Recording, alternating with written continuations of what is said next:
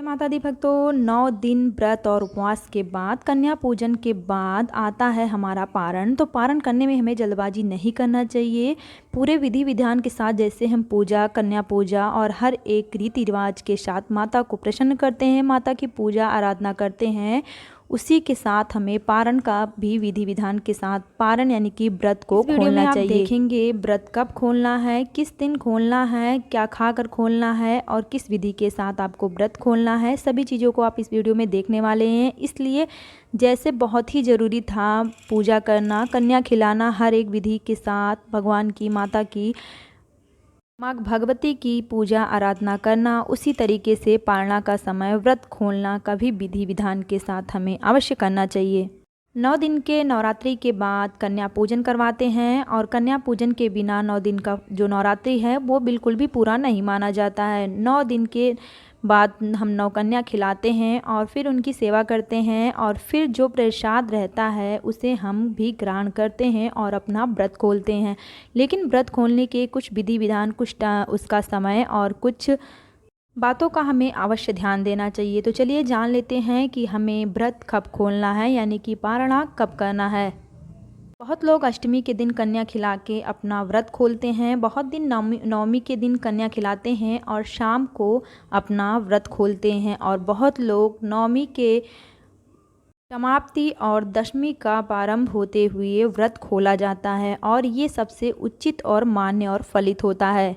वैसे तो लोग अपनी अपनी रीति रिवाज बना लेते हैं, लेकिन अगर आप 9 दिन का व्रत किए हुए हैं तब आप कन्या अगर अष्टमी को खिलाए हैं या फिर नवमी को खिलाए हैं, लेकिन जो पारण करना है, जो आपको व्रत खोलना है, वो नवमी समाप्ति और दशमी का आरंभ होते हुए हमें खोलना चाहिए। यानी कि दशमी की शुरुआत में, दशमी के उदया तिथि में हमें व्रत अपना खोलना चाहिए। दूसरी तरीका और रीति क्या है कि अगर आप नवमी के दिन कन्या खिलाए हैं तो शाम को सूर्यास्त के बाद आप पारण कर सकते हैं। जो भी आप कन्या को खिलाए हैं, हलवा, पूड़ी, चना, उसी प्रसाद को पहले खाकर सूर्यास्त के बाद आप अपना व्रत खोलिए, फिर अपना चाहे जो खा सकते हैं। लेकिन आपको एक बात का खास ख्याल रखना है कि आपको अष्टमी के बाद, कन्या खिलाने के बाद आप नवमी को पारण नहीं कर सकते अगर आप 9 दिन का व्रत किए हैं, क्योंकि नवमी के दिन पारण करना यानी कि व्रत खोलना उचित नहीं माना जाता है। नवरात्रि 9 दिन का, 9 देवी का होता है और 9 दिन उनकी सेवा हमें लगातार करनी रहती है। तो जो भी लोग 9 दिन का उपवास रखे हैं, 9 दिन का कलश रखे हैं, 9 कन्या खिलाएं नवमी के दिन और उसके बाद सूर्यास्त के समय दशमी लग जाएगा तो आप उसमें कर सकते हैं, या फिर आप दशमी के दिन उदया तिथि में भी आप अपना पारण कर सकते हैं, व्रत खोल सकते हैं। लेकिन इसके पहले कुछ बातों को ध्यान रखें, अवश्य ध्यान रखें, जिससे कि हमारा 9 दिन का व्रत पूरा का पूरा फलित हो। तो सबसे पहली बात, आप चाहे नवमी के दिन सूर्यास्त के बाद पारण कर रहे हैं, अपना व्रत खोल रहे हैं, या फिर दशमी के दिन, तो आपको क्या करना है, सबसे पहले आपको ब्राह्मण के नाम से सीधा दक्षिणा निकाल देना है। यानी कि ऐसा सोचना है कि हमने एक ब्राह्मण को दक्षिणा दिया, सीधा खिलाया, क्योंकि वो भगवान तक ज़रूर पहुंचता है। ब्राह्मण के खिलाने से हमारी जो माता होती हैं, हमारे जो प्रभु होते हैं, हमारे जो ईश्वर होते हैं, वो तृप्त हो जाते हैं। इसीलिए पहले आपको ब्राह्मण को खिलाना है, यानी ब्राह्मण का सीधा निकाल देना है, दक्षिणा दे देना है। और उसके बाद आपको इस तरीके से अगर आप अपनी विधि विधान के अनुसार पारण करते हैं, व्रत खोलते हैं, तो 9 दिन का हमारा जो व्रत होता है संपूर्ण रूप से पूरा होता है।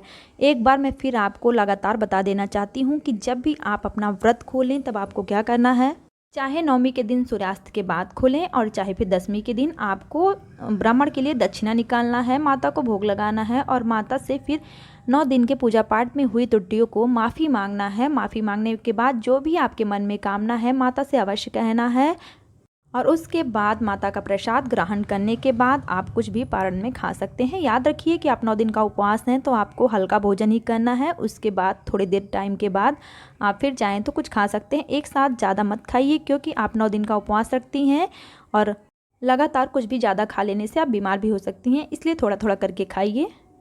तो इस तरीके से आपको अपना व्रत खोलना है और फिर आपको नवमी के दिन कन्या खिलाने के बाद, हवन करने के बाद, संपूर्ण विधि पूरा करने के बाद ही कलश हिलाना है। और अगर माता की प्रतिमा आप मूर्ति बैठाए हैं तो माता की मूर्ति को भी हिलाना है। एक बात को आपको खास करके ख्याल रखना है कि आपको भूल से भी नवमी के दिन चौकी नहीं उठाना है, दसवीं के दिन उठाना है। जल्दबाजी मत कीजिए, नवमी के दिन बिल्कुल नहीं उठाना है। ऐसा भी नहीं सोचना है कि सुबह पूजा पाठ हो गया है तो शाम को हम चौकी उठा दें, बिल्कुल भी नहीं। और अगर दसवीं के दिन मंगलवार या फिर रविवार पड़ता है तो भी आपको नहीं उठाना है। इसका वीडियो मैं एक अपलोड करने वाली हूँ, तो आप लोग वो वीडियो भी ज़रूर देखिएगा, संपूर्ण जानकारी उसमें आपको मिल जाएगी, नहीं तो वीडियो लंबा हो जाएगा। मिलेंगे फिर नेक्स्ट वीडियो में, तब तक के लिए राधे राधे, जय माता दी।